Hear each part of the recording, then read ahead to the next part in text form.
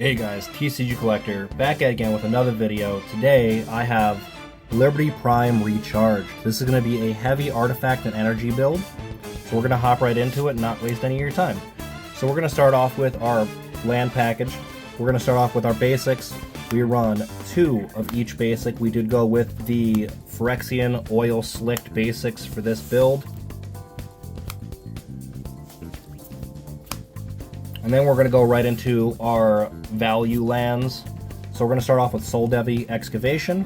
When this comes into play, I have to sacrifice an untapped island or sacrifice Soul Devi Excavation. It does produce a generic colorless and a blue mana. And then you can pay 1 and tap it for basically a scry effect. Going to our next one is Monumental Henge. Enters tap unless we control planes.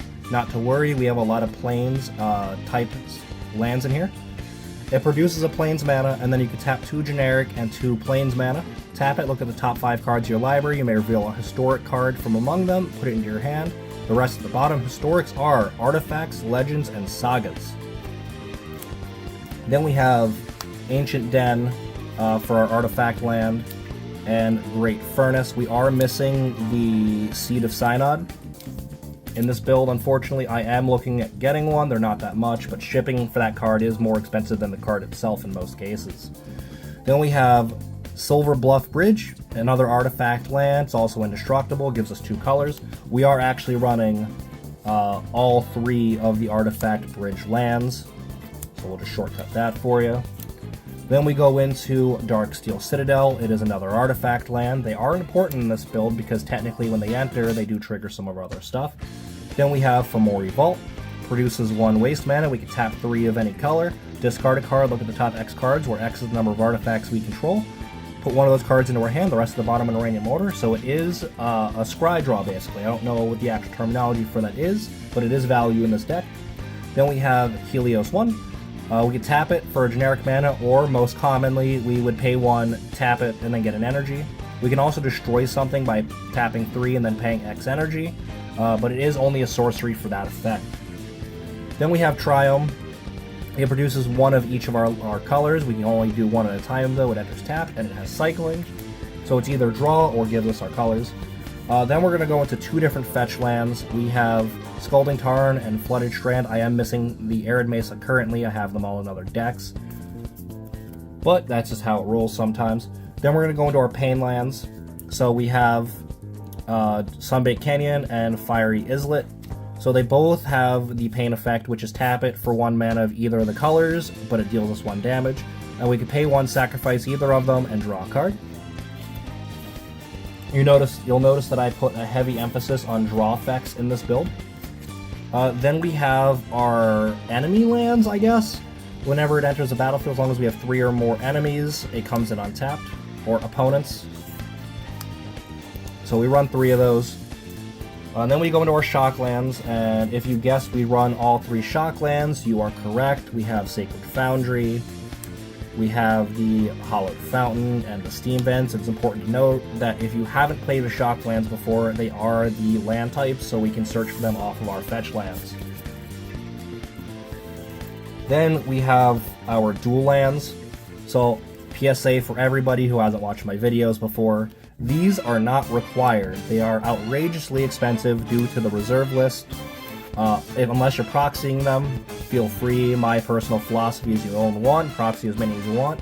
Caveat to that, if it's over $100, go for it. Full Monty, proxy as many as you want. And if it's on the reserve list, by all means proxy it. These, you can just replace these with any old tap land, bounce land, or anything that has 2 or more colors. You have so many options out there nowadays. Just look it up on Scryfall or EDHREC. You'll find something to fit your needs. Otherwise, we have our multicolor lands. These are gold lands. These tap for 1 mana of any color. To start with, we have City of Brass. Whenever it becomes tapped, we take a damage. It adds 1 mana of any color. Mana Confluence. We can tap it, pay 1 life, add 1 mana of any color. And our last land is Command Tower. Adds 1 mana in any color of our commander's color identity. Alright, that's our land. So we're going to start off with our Mana Crypt. Mana Crypt, at the beginning of your upkeep, flip a coin. If you call it correctly, you don't take any damage. Otherwise, you take 3. It produces 2 generic colorless mana. Then we're going to go into Mox Opal. As long as you control 3 or more artifacts, it produces 1 mana of any color. Into Retrofitter Foundry. This is actually coming out I just need to get a Guide of Souls to put it in its place. Otherwise, tap 3 to untap it, tap 2 on it to make a 1/1 servo, 1 and tap it, sacrifice a servo, create a 1/1 Thopter with flying, tap it, sacrifice a Thopter, create a 4/4 construct artifact creature token.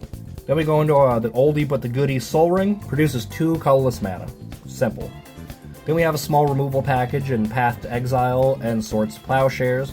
One gets your opponent a land, or you a land if you're exiling your own thing, and the same thing with life. They get life equal to the power, or you get life if you need it. Then we have Enlightened Tutor. Search your deck for an artifact or enchantment, put it on top of your library, and you're good to go. Then you have Gamble. This is one of the worst tutors out there, but it's one of the few that we have access to in these 3 colors. So this will allow search your deck for any card, and then we have to discard a card at random. So odds are you're probably going to discard what you went to get, but you know, if you have a full grip, not much to worry about in that regard. Then we have Goblin Welder. This lets you exchange a artifact that you have on the field for 1 in the graveyard. So, you know, just play in swapsies. Then we have Mystic Tutor. This lets you search your deck for an instant or sorcery and then put it on top of your deck. Same thing as the Enlightened. And we have our ramp package, just a little bit of it. We have Arcane Signet, lets you add 1 mana of any color in your commander's color identity, followed by all 3 talismans. So these are cards that tap for a generic, or they deal you some damage in exchange for color. We're going to run Progress, Creativity, and Conviction, so we'll have our colors. Then we're going to go into T45 Power Armor, so we have a set of power armor for our giant robot. No, I don't think it's going to fit, but it's magic. Not everything makes sense. So when this enters the battlefield, you get 2 energy, and equipped creature gets +3/+3 and doesn't untap during your untap step, but our commander has Vigilance, so not a big deal. At the beginning of your upkeep, you may pay 1 energy if you do untap equipped creature, and then put your choice of counter on it, that being Menace, Trample, Lifelink. Those counters are retained post-turn, so unless it dies, it'll keep these counters. Usually in this regard, you're going to go with Menace or Lifelink because our commander already has Trample. And we have Silver Shroud Costume, 2 mana artifact equipment with Flash. When it enters a battlefield, you can automatically attach it to a legendary creature.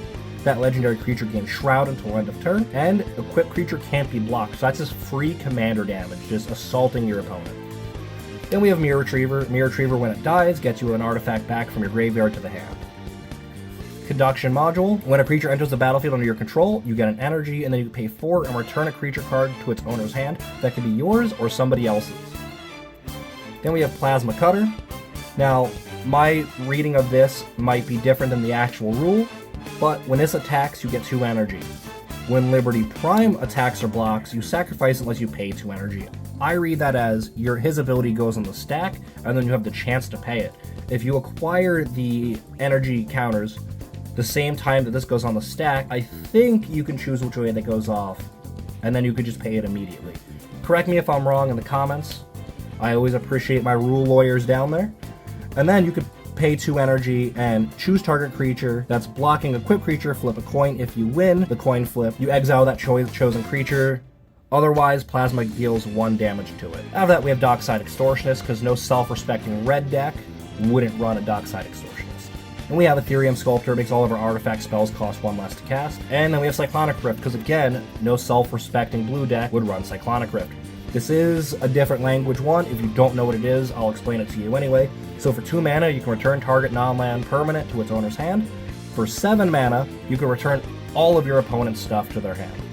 Non-land, of course. Then we have Nuka-Cola Vending Machine. So these, for 1 mana, you can tap it, make a food, and whenever you sacrifice a food, create 1 tap treasure token.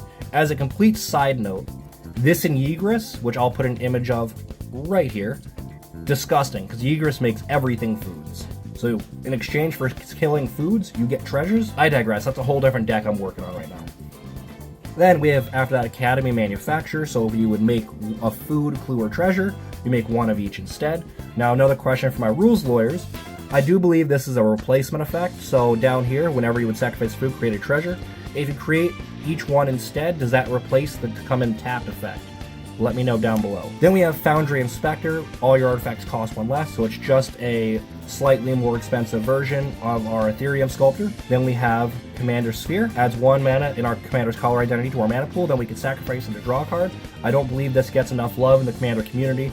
That draw effect has saved me more times than I can count. Then we have Chromatic Lantern. This is our mana fixing, so for whatever reason we don't have all of our colors, this makes all of our lands tap for any color we choose. And it's a mana rock itself. really great. Then we have Phyrexian Altar. For anyone who's wondering why this is in here, don't worry, I'll break it down for you. We have things in here that'll make servos, mirrors, and constructs. So we have more than enough token generation, not counting our treasure, food, and clue, that this does become relevant. Then Mithril Coat, Flash, and Indestructible. When it enters, you can attach it to a legendary creature on entry, and then equipped creature has Indestructible. You put that on your Liberty Prime, you give it a mech suit, you're good to go. Then we have Junk Diver. It's the same thing as our Mirror Retriever. When it dies, you get to return a artifact from your graveyard to your hand. Generous Gift, another part of our tiny removal package that we got going on. Destroy target permanent, that does include lands. Its controller makes a 3/3 elephant. We have Teferi's Protection, so until our next turn, we just phase out. Our whole board phases out. The only thing that I believe doesn't phase out is our deck.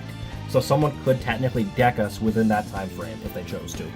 And then after you cast it, after it resolves, you exile it. Then we have Reaver Cleaver. Equipped creature gets +1/+1, and trample. That trample part is the least impressive part of that card, unfortunately. And then whenever your creature deals combat damage to a player or planeswalker, you create that many treasures.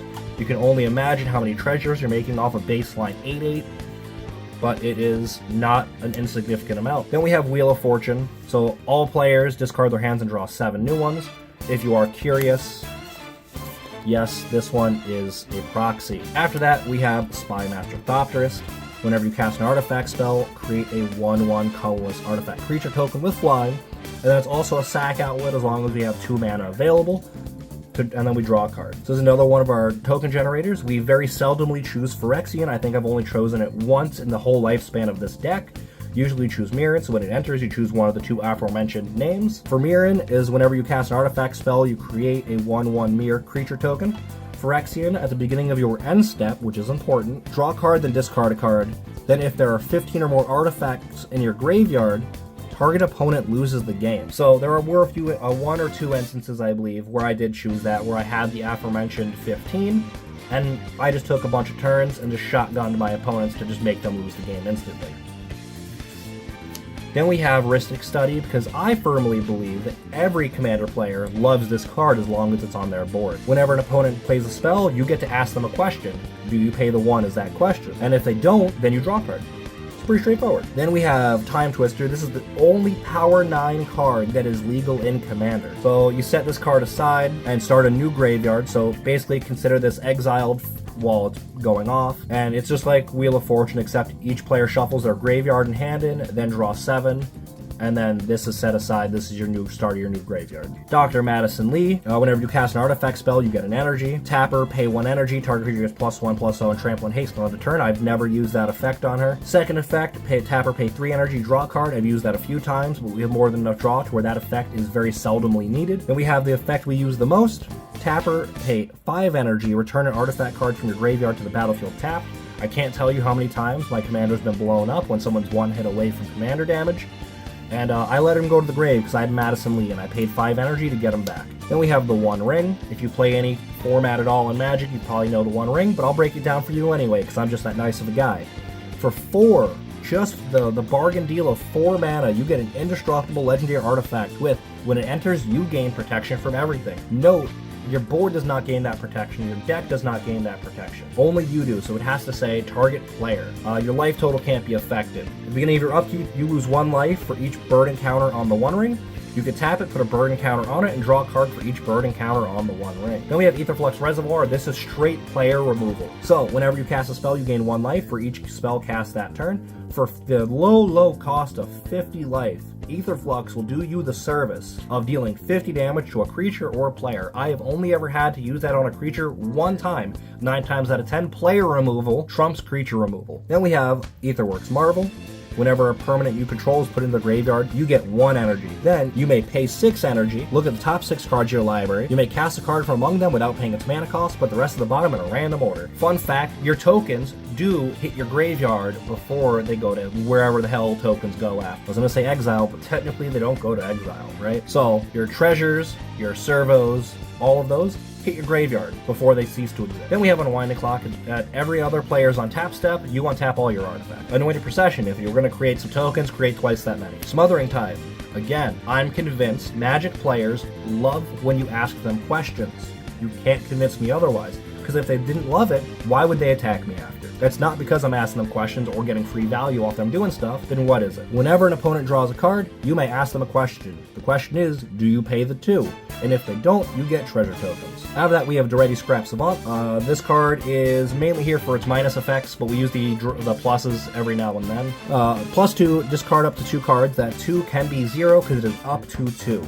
You don't have to do it. And then you draw that many cards back. -2, sacrifice an artifact, and then you return target artifact from the graveyard to the battlefield. -10 is you get an emblem with whenever an artifact is put into a graveyard from the battlefield, return that to the battlefield at the beginning of the next end step. Remember, that does not work with tokens, because tokens cease to exist. They don't stay in the graveyard. Then we have Efficient Construction. Whenever you cast an artifact spell, you create a 1/1 colorless Thopter artifact token with flying. So there's more token generation. Then we have one card that has quickly become a pet card for me. That is Struggle for Project Purity. When it enters the battlefield, you get to choose one of 2 names, Brotherhood and Enclave. Remember, always choose Brotherhood. The Enclave ain't shit. Brotherhood, at the beginning of your upkeep, each opponent draws a card, then you draw a card for each card drawn that way. So let's break it down. Your upkeep, each opponent gets to draw 1 card. And then you turn around, it's like, oh, you know each of those cards you guys, yeah, I'm going to draw 1 for each of you. So you draw 3. Then you get your draw step and draw an extra card. That's so much card advantage, it's not even funny. Then you have Enclave. This is the one we don't do. Whenever a player attacks you with 1 or more creatures, that player gets twice the amount of rad counters. Now, for something like the Mothman, that's great, but in this instance, not so much. Then we're going to go into Urza, Lord High Artificer. Real simple. With the ETBs, he makes a body. That body is power and toughness is equal to the amount of artifacts you control. You can then tap any artifact for mana. That mana is only blue in nature. Then you can pay 5 mana to free cast something from the top of your deck. Then we have Vidalcan Archmage. Whenever you play an artifact spell, draw a card. Then we have Joyer Weatherlight Captain. Whenever you cast a historic spell, draw a card. Again, historics are artifacts, legendaries, and saga. Then we have Transmutation Font. Tap it, create your choice of blood, clue, or food token. And remember, if we make those last 2 and we have the Academy Manufacturer out, we actually make all 3 instead. And then its second effect is tap 3, tap it, sacrifice 3 artifacts with different names, search your library for an artifact card, put it onto the battlefield, then shuffle, activate only the sorcery. Then we have Kadatha Forge Master. Tap it, sacrifice 3 artifacts, search your library for an artifact card, put it on the battlefield, shuffle our library. It gets us a free thing. Speaking of tutors, we have Tamio's Journal. At the beginning of our upkeep, we investigate. Investigating is just creating a clue, and then for clues, you can tap 2, sacrifice, draw a card. More card advantage, right?